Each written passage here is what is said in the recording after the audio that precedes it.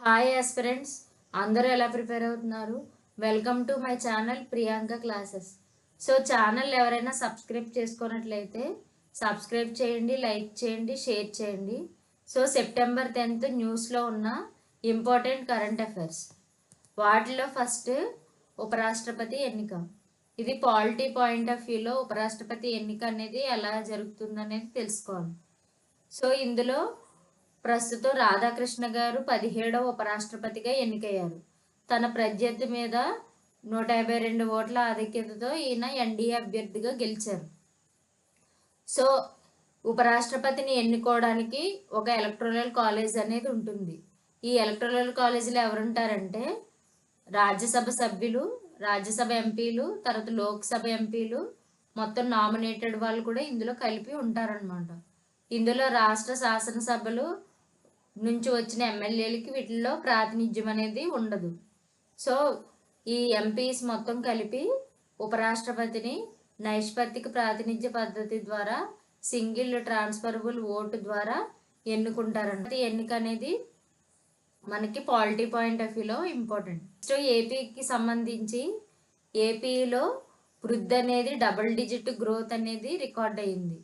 So మొదటి త్రైమాసికం అంటే ఫస్ట్ క్వార్టర్లో ఏపీ గ్రోత్ అనేది 10.50గా నమోదైందనమాట 2025-26కి. సో మనం టార్గెట్ ఎంత పెట్టుకున్నామంటే ఈ ప్రస్తుత ఆర్థిక సంవత్సరంలో 17.1 వృద్ధి సాధించాలని టార్గెట్గా పెట్టుకున్నాం. సో ఫస్ట్ క్వార్టర్లో 10.50. సో దేశ జీడిపి చూసుకుంటే 8.8 ఉంది. అంటే మన వృద్ధి రేటు దేశ జీడిపి కంటే ఎక్కువగా ఉంది.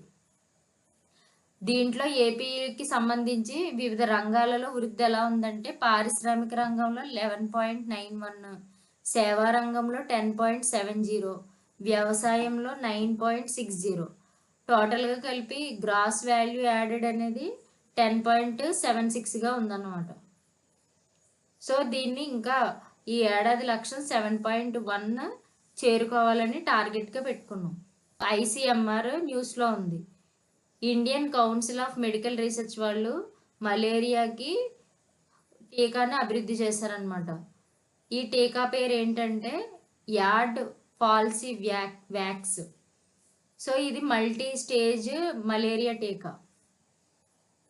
సో ఇందులో ప్లాస్మోడియం పాల్సిపరం అనే ఒక పారాసైట్ పరాన్నజీవి వల్ల వస్తుంది. సో ఇది ఫాస్ట్గా ఒకరి నుంచి ఒకరికి స్ప్రెడ్ అవుతుంది అనమాట. సో ఈ ఇంజెక్షన్ అనేది ఈ బ్లడ్లో చేరిన ఈ మలేరియా ఇన్ఫెక్షన్ని తగ్గించి ఒకరి నుంచి ఒకరికి వ్యాధి అనేది సోకకుండా చాలా వరకు నిరోధిస్తుంది. సో ఏపీ రాజధాని అయిన అమరావతిలో మౌలిక సదుపాయాలని అభివృద్ధి చేయడం కోసం అంటే డ్రైన్లు, వాటర్ సరఫరా, మురుగునీటి పారుదల వీటన్నిటిని డెవలప్ చేయడానికి మేఘా సంస్థకి ప్రాజెక్ట్ అనేది ఇవ్వడం జరిగింది. 713 కోట్లతో ఈ ప్రాజెక్టు అనేది ఇవ్వడం జరిగింది. మొత్తం ప్రాజెక్ట్ అంచనా వ్యయం ఎంత అంటే 6.26 కోట్లు అనమాట. ఏఐ శ్రీరాంపూర్. ఈ శ్రీరాంపూర్ అనే దాన్ని ఏఐ అని ఎందుకు అంటున్నారంటే ఇక్కడ ఫస్ట్ ఏఐ ల్యాబ్ని గవర్నమెంట్ ఏర్పాటు చేసింది అనమాట. స్టార్టింగ్లో ఈ గ్రామంలో ఇక్కడ ఒక్క ఇంటర్నెట్ కనెక్టివిటీ కూడా ఉండేది కాదు. కానీ ఇప్పుడు అక్కడ హై స్పీడ్ ఇంటర్నెట్తో విద్యార్థులు ఈ స్కూళ్ళల్లో చదువుకుంటున్నారనమాట. సో ఇక్కడ పైలట్ ప్రాజెక్ట్ కింద ఏఏ ల్యాబ్ని కార్పొరేట్ సామాజిక బాధ్యత పథకం కింద పయోనీర్ ల్యాబ్ వాళ్ళు అందిస్తున్న నిధులతో ఇక్కడ ఏర్పాటు చేయబోతున్నారు ఏఏ ల్యాబ్ని. So next government Bengaluru city యూనివర్సిటీకి మాజీ దివంగత నేత అయిన ప్రధాని డాక్టర్ మన్మోహన్ సింగ్ పేరుని పెట్టడం జరిగింది. తర్వాత నేషనల్ స్టాక్ ఎక్స్చేంజ్లో దేశంలోనే 1 కోటి నమోదిత స్టాక్ మార్కెట్ పెట్టుబడిదారుల మైలురాయిని దాటిన 3వ రాష్ట్రంగా గుజరాత్ న్యూస్లో ఉంది. ఫస్ట్ది అయితే మహారాష్ట్ర, సెకండ్ ఉత్తరప్రదేశ్, థర్డ్ గుజరాత్. తర్వాత రీసెంట్గా ఆఫ్ఘనిస్తాన్లో పాలకులు మహిళలు, బాలికల పట్ల తమ వైఖరిని మెరుగుపరచుకోవాలి, ఉగ్రవాద గ్రూపులు నిర్మూలించాలని ఐక్యరాజ్య సమితి తీర్మానాన్ని ఆమోదించిందన్నమాట. నెక్స్ట్ స్వాహిలీ భాష. ఈ స్వాహిలీ భాష ఎవరు మాట్లాడతారంటే తూర్పు ఆఫ్రికాలో ఈ భాష ఎక్కువగా మాట్లాడతారు. సో ఈ సాహిలీ భాష ఏ రోజు ఈ దినోత్సవాన్ని ఏ రోజు చేసుకుంటారంటే జూలై 7 అనమాట. సో ఇలా ప్రపంచ గౌరవం పొందిన మొదటి ఆఫ్రికన్ భాష ఈ స్వాహిలీ భాష.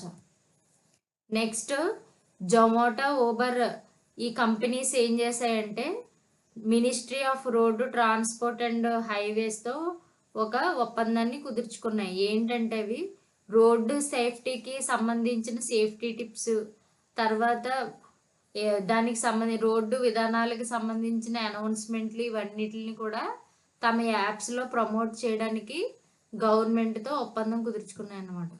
వీడియో కనుక మీకు నచ్చినట్లయితే ఛానల్ని లైక్ చేయండి, షేర్ చేయండి, సబ్స్క్రైబ్ చేయండి. Thank you.